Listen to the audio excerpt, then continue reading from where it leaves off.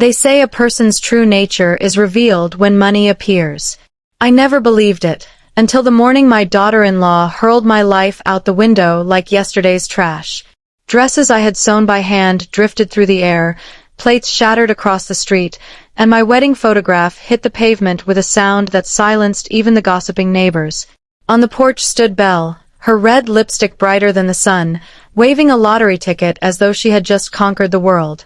"We don't need you anymore, Lorraine," she shouted, her voice sharp and triumphant.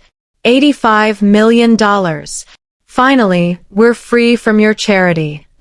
For a moment I only watched her, the daughter-in-law I had fed, sheltered, and called family for 7 long years. My heart didn't race. It slowed, heavy as a clock running out of time. Mason, my son, my only child, stood behind her, eyes down, his silence more painful than any insult. The crowd gathered at the gate, whispering, pointing, waiting for me to break. But I didn't. I adjusted my sweater, brushed the dust from my hands, and asked one question that sliced through the noise like a blade through silk. "Belle," I said calmly, "did you read the name on the back of that ticket?" The color drained from her face. For a single heartbeat, the world seemed to stop. The children upstairs pressed their faces to the window. Mason looked up as if hearing thunder in clear skies. Belle tried to laugh, but it came out dry and nervous. "What difference does that make?" she snapped. "It's ours now." I smiled, a quiet, steady smile that frightened her more than anger ever could. Because she didn't know the truth. She didn't know that I had signed that ticket myself, with the same hand that once built this house, cooked their meals, and raised their children while she slept late and dreamed of a richer life. She didn't know that every number printed on that ticket was a piece of my past. Arthur's birthday, Mason's first day of school, the date I retired, the day we bought this house. My story was printed on that paper, but she was too blinded by greed to see it.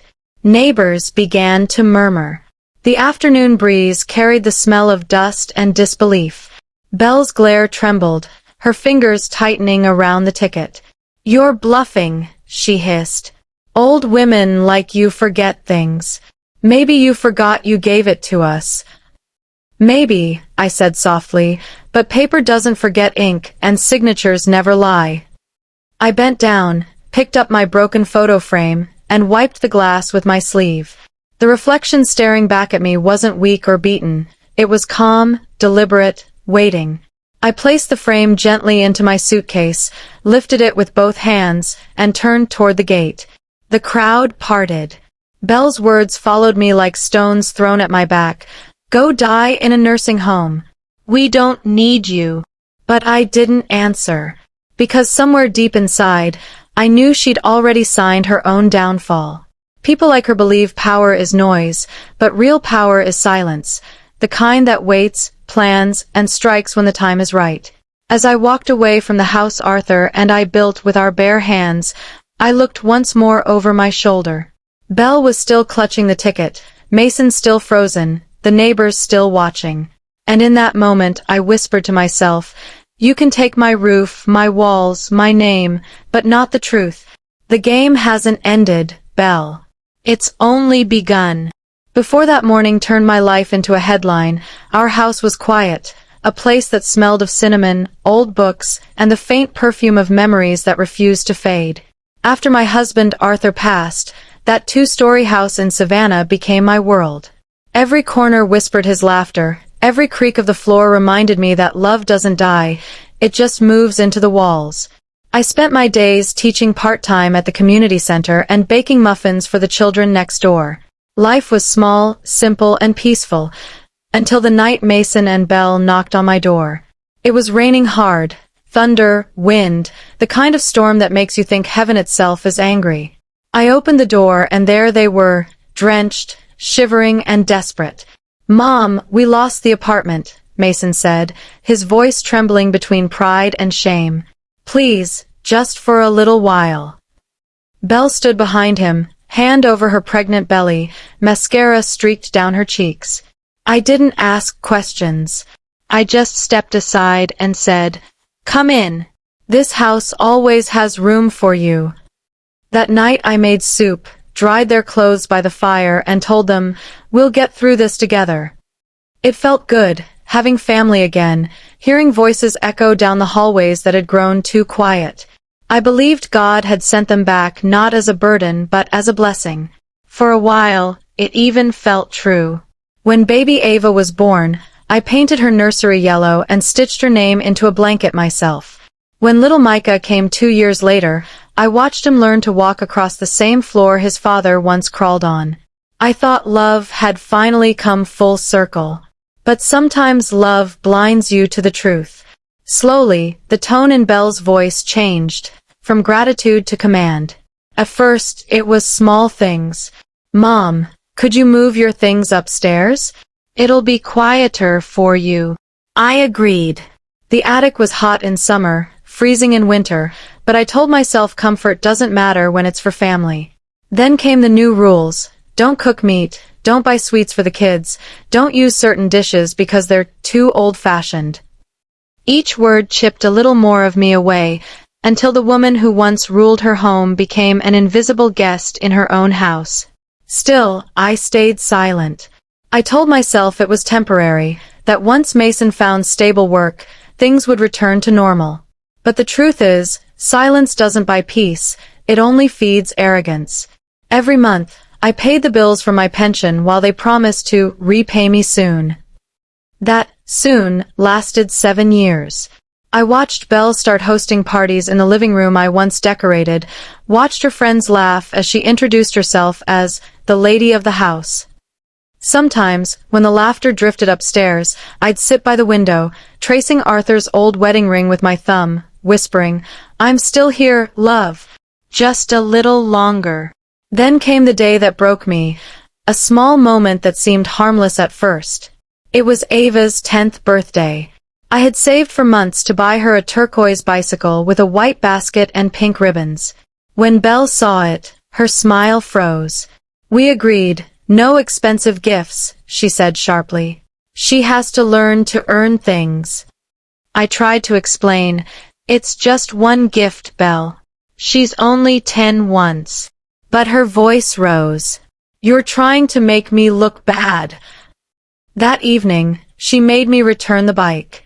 I walked through the rain, pushing that gift of love back to the store, my hands shaking so hard I almost dropped it. The clerk asked, "Are you sure, ma'am?" I nodded, though my throat burned. That night, I couldn't sleep. I stood by the kitchen window and stared at the glowing sign of the corner store, the same place I'd been buying the same lottery ticket numbers for 20 years. That's when something inside me shifted. Not anger, clarity.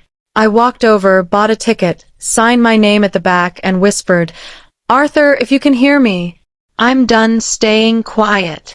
The morning after Ava's birthday, the house was unusually quiet. Even the air felt different, heavy with something unspoken. I woke early, made coffee, and laid out breakfast like I always did. But before I could call the kids down, I heard a scream from downstairs, sharp, wild, almost unrecognizable. "Mason, get up. Now." It was Belle. My heart jumped. For a moment, I thought something terrible had happened. I rushed to the staircase, halfway down, and froze. Belle was standing in the middle of the living room, barefoot, her hair tangled, eyes wide, trembling with shock. In her hands was the small lottery ticket I had bought just a night earlier. Mason stumbled in, still half asleep. "What's going on?" She turned to him, her voice breaking with disbelief. "Mason, look. We won. We won $85 million. The words hit the air like thunder. For a moment, even the house seemed to go silent. I watched from the staircase as they both screamed, laughed, and jumped like children who had found treasure. Mason lifted her off the floor, spinning her around, shouting, "We're rich, Belle! We're rich!"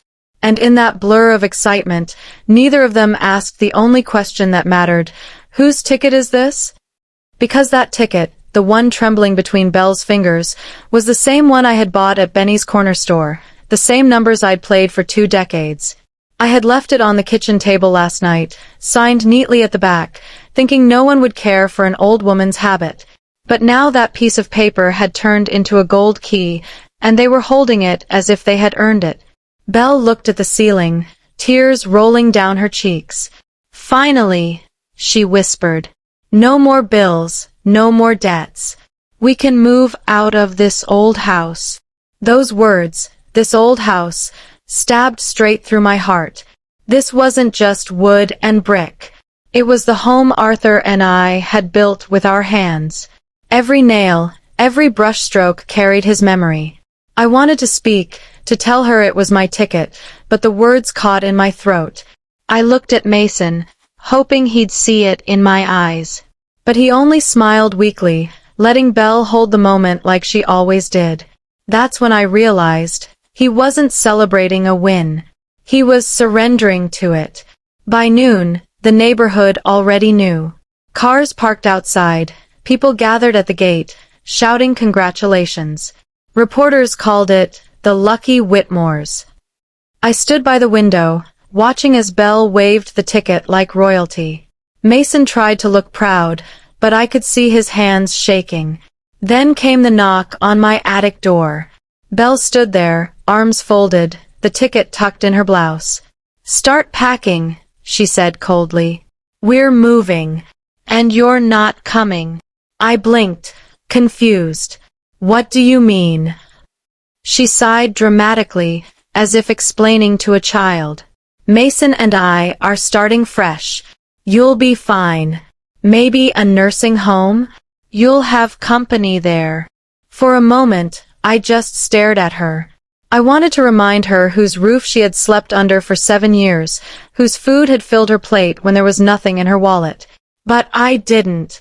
I only said one thing, quiet, sharp, and steady. "This is my house, Belle." Her lips curled into a cruel smile. "Used to be, Lorraine. Now we have a new life. And you don't fit in it." Then she opened my closet and started throwing my things out the window.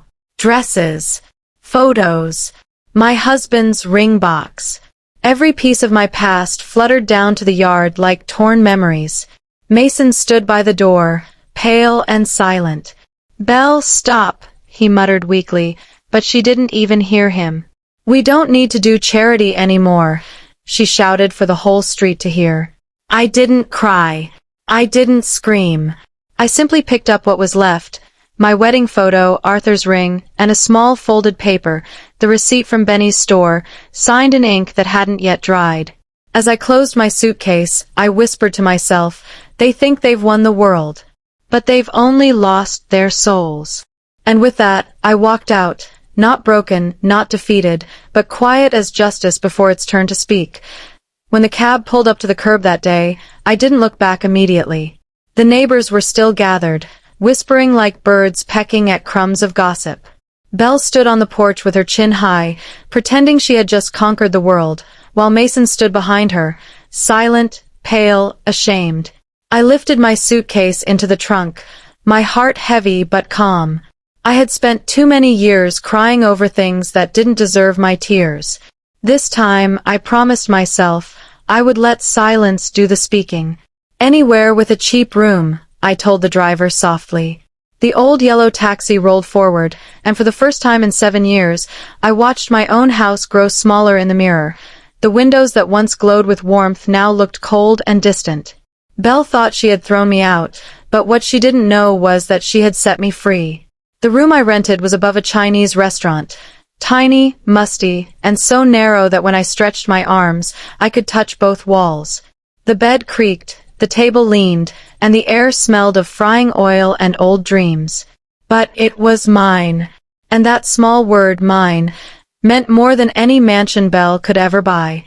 I sat down, opened my worn brown wallet, and unfolded a small, wrinkled paper.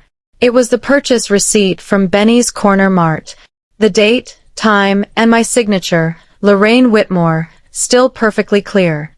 My fingers traced the ink. Arthur's voice echoed in my memory. "Always sign your name, Lorraine. People can doubt words, but a signature never lies." For the first time that day, I smiled. Outside, the city buzzed, cars honking, laughter echoing from the streets. Life went on, as if the world hadn't just turned upside down. But inside that small room, I felt something powerful stir inside me. Not revenge, not hatred, but quiet strength. They thought they'd taken everything from me, but they had no idea the real game had only begun.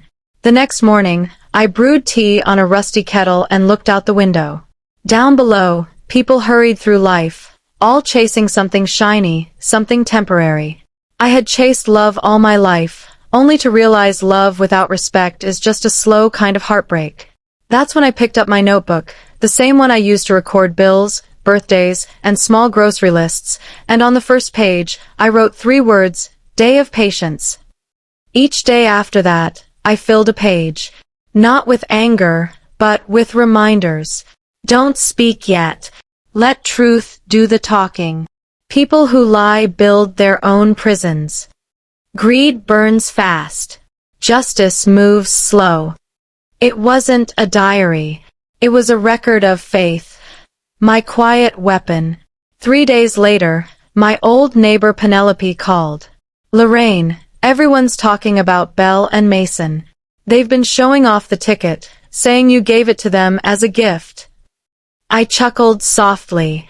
Let them talk, Pen. The louder they brag, the easier the truth will find them. That night, I tucked the receipt inside an envelope, sealed it, and placed it in a small drawer under my bed. Then I looked at Arthur's photograph, the one I had saved from the shattered frame.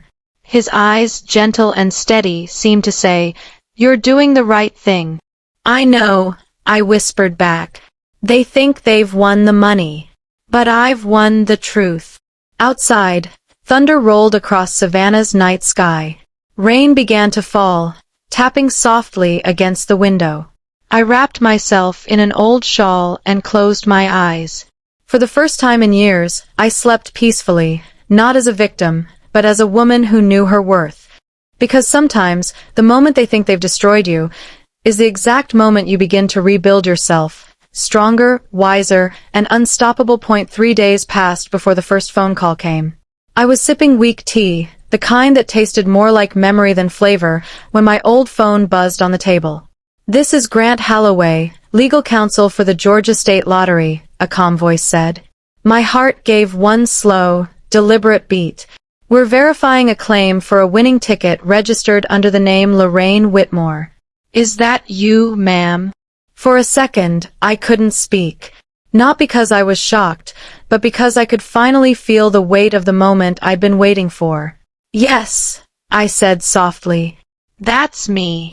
He rustled some papers. We have your signature, the purchase record, and store camera footage confirming the sale. However, 2 other individuals have contacted us claiming ownership, a woman named Belle Carter Whitmore and her husband Mason Whitmore. I closed my eyes and exhaled slowly. Of course. I could almost hear Belle rehearsing her lies in front of a mirror. They'll say anything, I replied calmly. But signatures don't lie. The lawyer chuckled under his breath. You sound remarkably calm for someone who just won $85 million. Calm comes easy, I said, when you've already lost everything once. He paused, impressed by the tone in my voice. Well, Mrs. Whitmore, I'm pleased to inform you, you are the verified winner.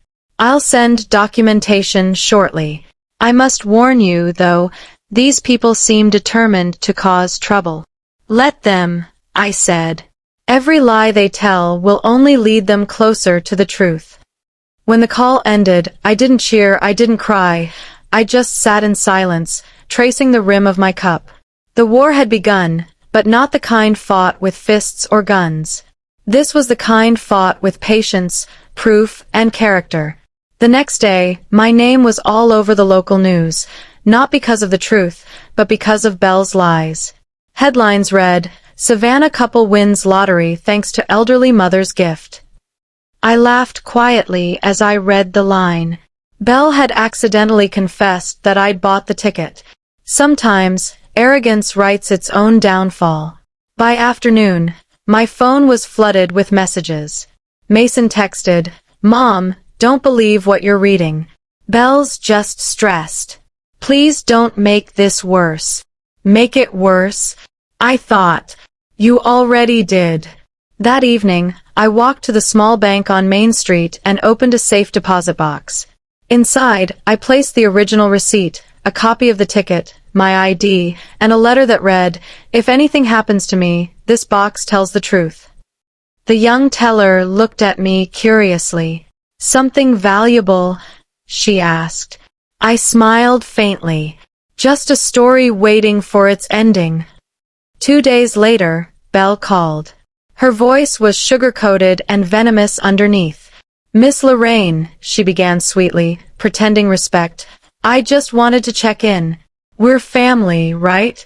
Maybe there's been a small mix-up with the ticket. Could you sign a statement confirming it's not yours? It'll help the bank process things faster." I let out a small laugh. "Belle," I said softly, "when did you last read the name on the back of that ticket?" There was silence. I could almost hear her breathing quicken. "People online are saying you're not mentally stable," she snapped suddenly. "I'm just worried someone might take advantage of you." I smiled. "The only person who ever took advantage of me, Belle, is the one on this call." Then I hung up. That night, rain fell hard against the glass, wind whistling like whispers of the past. I sat by the window and wrote in my notebook, "Day 7. Lies are climbing like vines, but the truth is the root. It never dies, it just waits." The next morning, a new email arrived from my lawyer. "Miss Whitmore, Belle and Mason have filed an official statement claiming you are mentally unfit to manage assets." I closed the message and smiled faintly. They were doing exactly what I expected. Each lie, each forged word, each fake story, all of it was being recorded, piece by piece, forming a trail they couldn't erase. I looked at Arthur's photo on my desk and whispered, "They think I'm weak, love. But I've learned, sometimes, patience is the sharpest knife of all." The next afternoon, I set 2 cups of tea on the little wooden table in my rented room, one for me, one for whoever would finally have the courage to face me. The clock ticked toward 2 p.m. sharp, its sound as steady as my heartbeat. I wasn't nervous. I'd already lived through every kind of pain. All that was left now was truth, waiting to speak. A knock came right on time. When I opened the door, Mason stood there, thinner, tired, eyes rimmed with regret. For the first time in years, he didn't look like my son the husband. He looked like my son the boy, the one who used to promise he'd protect his mother forever. "Mom," he whispered, "I'm sorry." I stepped aside and motioned to the chair. "Sit." The room's small, but honesty fits anywhere. He glanced around the cramped space, the cracked ceiling, the smell of old tea, the single lamp glowing in the corner. Shame colored his face. "You shouldn't be here," he murmured. "No," I said softly, "I shouldn't. But choices have consequences, Mason. Yours brought me here." Before he could answer, heels clicked sharply down the hall. Belle entered without knocking, perfume hitting the air before her words did. "Cozy," she said, smirking as her eyes scanned the peeling wallpaper. "I see the lottery money hasn't changed your taste." I set my cup down. "It's warm because there's no lies in it." Her smile faltered for a second. Then, pretending confidence, she perched on the edge of the bed and crossed her legs. "Let's be adults, Miss Lorraine," she began, voice syrupy. The ticket situation was obviously a misunderstanding. "We're family. We can settle this privately. Maybe you keep a small portion, and we handle the rest responsibly." "Fair." I looked straight at her. "Belle, fairness isn't decided by thieves." Color rose in her cheeks. "You can't talk to me like that." "I just did." Mason shifted uncomfortably. "Mom, please, let's not fight. Maybe we can find a compromise. The lawyers said it's still possible." I cut him off gently. A compromise? Mason, for 7 years I compromised. I stayed silent when I was insulted. I paid bills you promised to pay. I smiled when she called me dead weight. I even forgave you when you stood there and watched her throw my life into the street. Tell me, what more do I have to give up to make you comfortable? He looked down, tears gathering. Belle laughed bitterly. You're playing the victim again. Always the martyr. Do you think anyone will believe some old woman's story?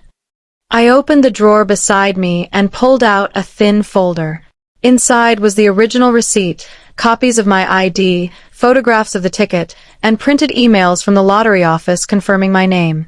I laid them out one by one, the papers whispering louder than words. The world already believes me, I said. Now it's your turn. For once, Belle went silent. Her painted lips trembled as she scanned the documents. You set us up, she hissed. No, I said calmly.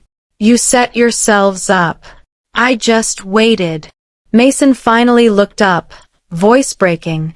Mom, I'm sorry. I let her convince me.